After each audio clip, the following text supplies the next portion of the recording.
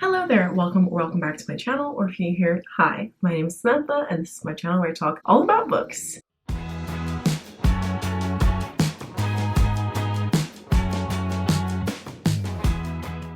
Anyway, today, as you can probably tell from the title, I'm going to be filming a book haul. Now this is a collective book haul, emphasis on collective. I've been accumulating these books for almost a year, probably. I think the last time I did a book haul was not my last bookshelf reorganization, but the one before that, which I think I filmed last summer. So that was the last time I hauled books. I mean, obviously I've bought books since then, and I have talked about some of these books in other videos, but I haven't done an official book haul in almost a year. But I thought it was probably about time, because as you can see behind me, I have two pretty large stacks. I do not really buy books super frequently. Also, some of these books were books that I got for my birthday. I do also have a few books from publishers, and I also work in a library, which means that sometimes when we get rid of books, I do have the opportunity to take them home with me, which is one of the biggest perks of my job, probably. That and being able to access so many books all the time. So yeah, a lot of these books I didn't actually buy myself. Some of them I did. I've definitely been buying books a little bit more frequently recently. I recently upgraded my shelves, which you haven't actually seen, because in the bookshelf reorganization that I posted back in May, I filmed that video, and then literally 2 weeks later, my mum built me custom bookshelves, which I haven't shown yet on my channel. So yeah, I have custom bookshelves now. They've been upgraded, and so I've been buying books, which is a bit of a problem. But I'm trying to rein it in. I'm also reading a lot right now, and whilst I am reading a lot of books that I got from the library, I'm hoping to try and focus more on my physical TBR soon, because it's a problem. Anyway, that is a lot of rambling. Let's just get into the books. Anyway, I have sorted these books into 3 different categories. So all of these books are going to be either romance books, fantasy, or nonfiction, because those are sort of the 3 things that I read the most of these days, and clearly that's reflected in what I've been accumulating. So let's just cover those books, shall we? So I'm going to go from smallest group to biggest group. So we're going to start off with the romance books. This section is going to be pretty short and sweet, but in the last actually few months, I've bought 4 romance books. I don't typically buy romance books because I don't reread them that often, and that's like the main reason I would buy a book, is because I know I'm going to reread it. However, 3 of these books are by my favorite romance author at the moment, and I just really needed to own them, especially one of these, which is probably my favorite book of the year at the moment, or at least my favorite romance book of the year at the moment. That is a lot of rambling to say that I've bought 3 Emily Henry books in the last few months. But I'll start off with the book which is not by Emily Henry, which is Flawless by Elsie Silver. This is what I always call a horse girl romance, or a cowboy romance. I don't know. That sort of horsey cowboy type of book. This is the first book in the Chestnut Springs series, I want to say. And it basically follows our 2 main characters whose names I do not know because it does not say on the back. I don't know their names. But it follows our 2 main characters. The male love interest is basically a professional bull rider, but something has happened which has been a bit scandalous, I guess. So his agent now says that he has to clean up his image. So the agent saddles our main character up with his daughter to be his full-time supervision, and then a romance blossoms between them. The description of this book is so unbelievably corny. I've read it a few times on my channel, so I'm not going to read it again, but it's very, very cheesy. And as I said, it doesn't give the names, so it's really hard to give it a summary. But oh my god, the writing in this book is enormous. So I think when I do read this book, I'm gonna fly through it. And I'm actually planning to read this in July. I'll probably be reviewing it soon, and hopefully it's not as corny as the back, because the back gives me the ick, but I'm still excited to read this book nonetheless. And the next 3 books that I have are all by Emily Henry, as I said. So I think back in February, I read Book Lovers, and I absolutely loved this book. This is definitely my favorite Emily Henry book at the moment. Well, I do want to reread Beach Read because it's been a couple years since I read that. But yeah, I loved Book Lovers so much. For some reason, a lot of people say this is their least favorite, and I don't understand, because this book was perfect to me. The 3rd act conflict is the best 3rd act conflict I have ever read in my entire life. I loved it. I loved every second of this book, even though that 3rd act conflict did break my heart, but it was in the best way. It made sense. That's what made it even more heartbreaking, is that I could understand completely why it happened. I love this book. It follows a literary agent and an editor who don't really like each other, and the literary agent, Nora, she ends up going on this trip with her sister to this very small town where actually the book that kind of skyrocketed her career is set. So she goes there for the summer with her sister, and while she's there, she runs into Charlie, the editor, and things happen from there. I love this book so much, and I read it from the library, and then I just absolutely had to buy it. There was no way I could not buy it, and I already frequently think about rereading this book because I highlighted so much stuff in the ebook, and then obviously it was from the library. So I would love to annotate this next time I read it, which It's probably going to be before the end of the year. Let's be honest. I am not well at the moment. And so after reading that and loving it, I of course had to pre-order Funny Story, which came out in April. I have talked about this book many times on my channel. I've also heard so many people talk about it, so I'm sure you know what it's about. But if you don't know, it follows our main character Daphne. Daphne was in this long-term relationship with Peter, and Peter had a best friend called Petra, and he always said, there's nothing going on between us. It's purely platonic. On his bachelor party, Petra confesses her love to him, and he realizes that he's actually been in love with her this whole time. So Peter dumps Daphne, and Daphne has nowhere else to go, so she ends up moving in with Miles, who is Petra's ex-boyfriend. And then they decide to start fake dating, and it's just so fun. I really loved this one as well, although this one still reigns supreme. But at the moment, this is number 1, this is number 2, Beach Read is number 3, and People We Meet on Vacation doesn't exist. And the last Emily Henry book that I bought recently is Happy Place. I have not read this one yet, so I don't know where this goes in my ranking, but I'm hoping it's above People We Meet on Vacation, because as I said, that one doesn't exist. I don't know who wrote that, but it wasn't my girl Emily. That was someone else. I've seen this book everywhere recently. I originally heard really mixed reviews, but now I've been hearing really positive ones. And my friend told me to just go into it knowing this is going to be really sad. Going into it with lower expectations, hopefully I'll enjoy it more than if I read it last year when it first came out. I'm still excited to read this one, but I am definitely wary. I had to complete my Emily Henry collection. I still need to buy Beach Read, although I do have it on my Kindle, but like I can have it physically as well. I might reread that one first and see how it goes, but whatever. Anyway, so those are the 4 romance books that I bought recently. And now we're going to move on to the next category, which is nonfiction.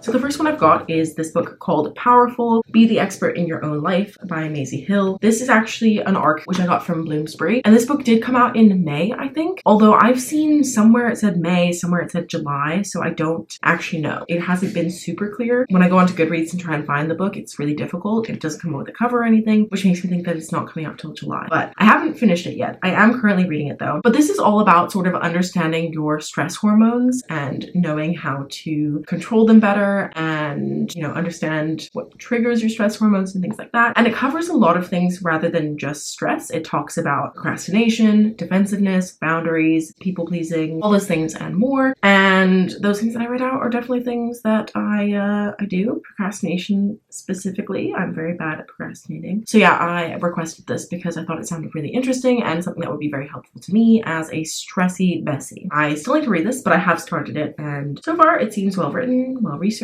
Excited to continue on. The next book that I've got, I kind of regret buying just because I've now seen quite a few negative reviews, although I do love the cover. So even if I don't like it when I read it, at least the cover is beautiful, and I have this author's other 2 books and they all look quite nice together. So there's that. And that book is The Age of Magical Overthinking by Amanda Montell. As I said, this is a stunning cover, but I've now heard kind of negative reviews because apparently it's a bit more memoir than it is actually doing what it's supposed to do, which is supposed to be sort of exploring our modern cognitive biases and the power, disadvantages, and highlights of magical overthinking. And apparently it doesn't really do that a ton. So a lot of people have said this is kind of pointless. I don't know. Now I'm wary going into it, but at least I've heard those criticisms before going in, so I know sort of what to expect. But as I said, beautiful cover, so it's not the end of the world. Anyway, the next 3 books that I got are all to do with my course, which I've been doing recently. If you haven't watched any of my vlogs, you might not know, but I started doing a course back in March, and it's about language. I'm doing a TEFL course, which is teaching English as a foreign language. So yeah, I picked up a few books that they recommended. Well, 2 of these books they recommended, and one of them I just wanted. Anyway, so they're all to do with language. The first one is the one that they highly recommended, which is Eats, Shoots, and Leaves by Lynn Truss, which is all about punctuation, which might sound very boring, but for me, I'm actually really excited to read this, and I will be getting to it at some point very soon because, as I said, I'm doing my course, and it's important for me to understand punctuation. I feel like I have a good grasp of it anyway,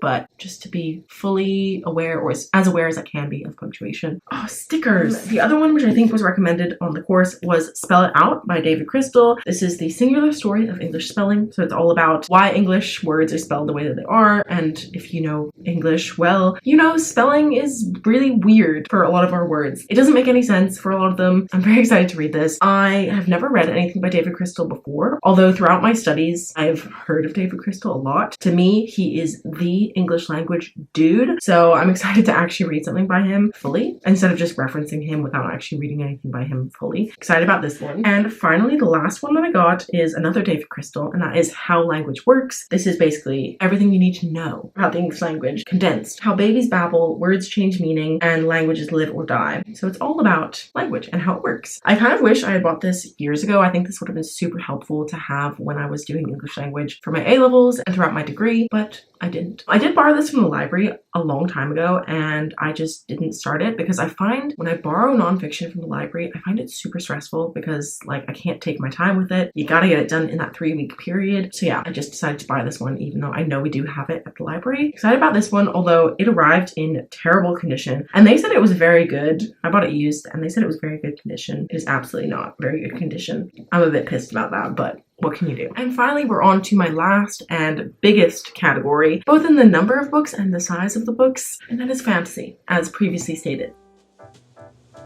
So I have 8 fantasy books that I have acquired in the last year or so. The first one that I got is one that I got from the library when we were getting rid of it, and that is The Inheritance by Robin Hobb. This one is a little bit unhinged for me, like a bit of a weird move. This is an anthology of tales from the 6 Duchies and beyond, whatever the hell that means. This is an anthology of stories that goes somewhere in the, I don't know what it's called, what even the series is called, but you know, somewhere within the Farseer trilogy, the Live Ship Traders, all of that. I think all of those series are connected and this goes somewhere in there, but I don't know where. And I haven't read any Robin Hobb yet, but I have a feeling that I'm really gonna love her stuff. And I've been meaning to read whatever the first one is, The Assassin's Apprentice. Yes! Nailed it. I've been meaning to read Assassin's Apprentice for a really long time. So when we were getting rid of this at the library, I really thought about it. I was like, maybe I shouldn't take it because like, when am I actually gonna read Assassin's Apprentice? But then I thought, what if I read it and love it and want to read this? If I already have it, then problem solved. So yeah, I did take it home with me and I'm hoping to read some Robin Hobb at some point soon. I'm really in a fancy mood at the moment, so hopefully soon. The next book that I got is a BookTube classic, and that is Strange the Dreamer by Lady Taylor. I still have not read this book, and this book came out years ago. I don't know when it was. When was it? And this book came out in 2017 and everyone talked about it, raved about it, loved it. Although I've heard that the second book in this duology sucks. So a lot of people say just leave it as it is. It doesn't even need the sequel. So I think I'll probably just read this one and not read the second one. But I really enjoyed Daughter of Smoke and Bone. Just the first book actually, not the rest of the series. But I really loved the first one. She has a beautiful writing style. So stunning. Also quite humorous. And yeah, I've heard really good things about this one. It basically follows our main character, Laszlo Strange. He's always been obsessed with this mythical lost city called Weep, but he doesn't really have the courage to like go search for it, but an opportunity presents itself, so then he goes on this adventure to try and find the lost city of Weep, I think. I don't really know, but I've heard really good things. Also, we were getting rid of this and I thought I'm never gonna read it if I don't own it, so there we go. Now I own it. Will I read it? Hopefully at some point soon. I think that one would be a good one for like the autumn because I know that her writing is so lyrical and atmospheric, so I think it's probably a good one for the autumn,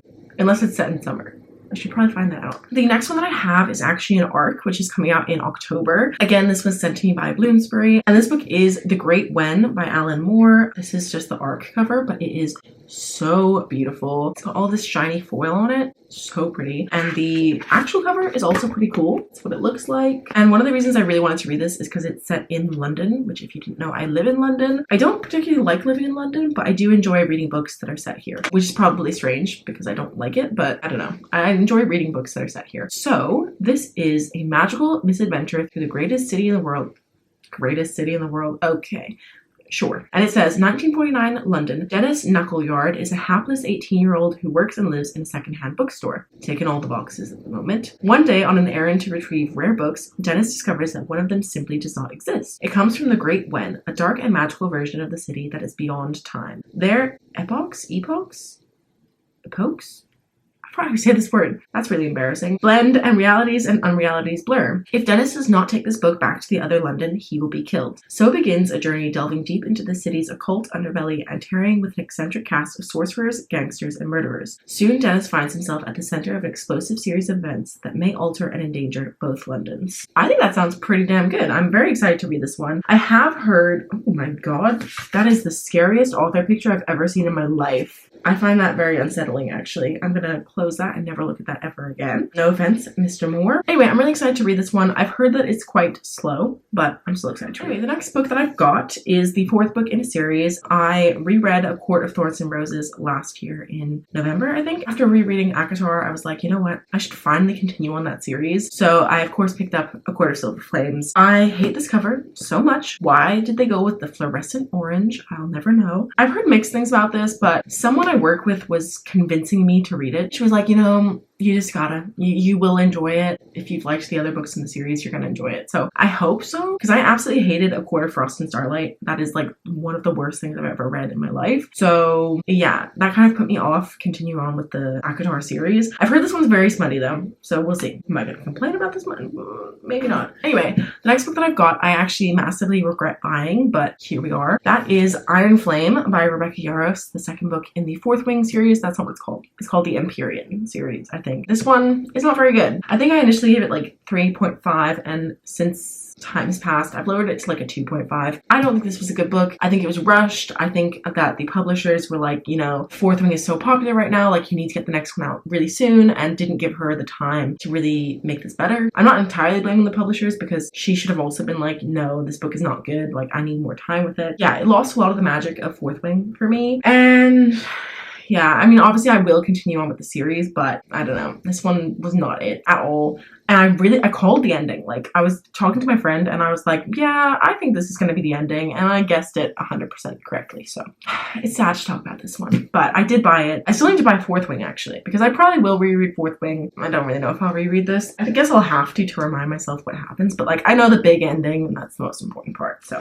completely shifting gears to one of my favorite books of the year. That is Tress of the Emerald Sea by Brandon Sanderson. Towards the end of last year, I decided that I wanted this book to be my first book of 2024, and it was also my birthday, so I bought myself a birthday present and I got myself Tress of the Emerald Sea, and thank God I did, because as I said, I absolutely loved this book. I love the cover as well. It's so pretty. This follows our main character Tress. She lives on this very small island surrounded by this sea of spores called the Emerald Sea, and basically when those spores come into contact with water, they become very dangerous, or not just water, any liquid. They become very dangerous, so traveling these seas is very risky. But Tress's one true love, he gets taken away for reasons, and so she decides to go and try and find him. But it's also illegal to like leave the island unless you have special clearance. So yeah, she manages to escape and go on this journey to try and find her one true love. And I love this book so much. It's like cozy, but also has some action. It's very romantic without being a romance, I found. Like, I thought it was really sweet and I loved it. I loved it so much. I would highly recommend if you haven't read it already. But you know, it's Brandy Sandy. He's popular. You know it. My battery's dying.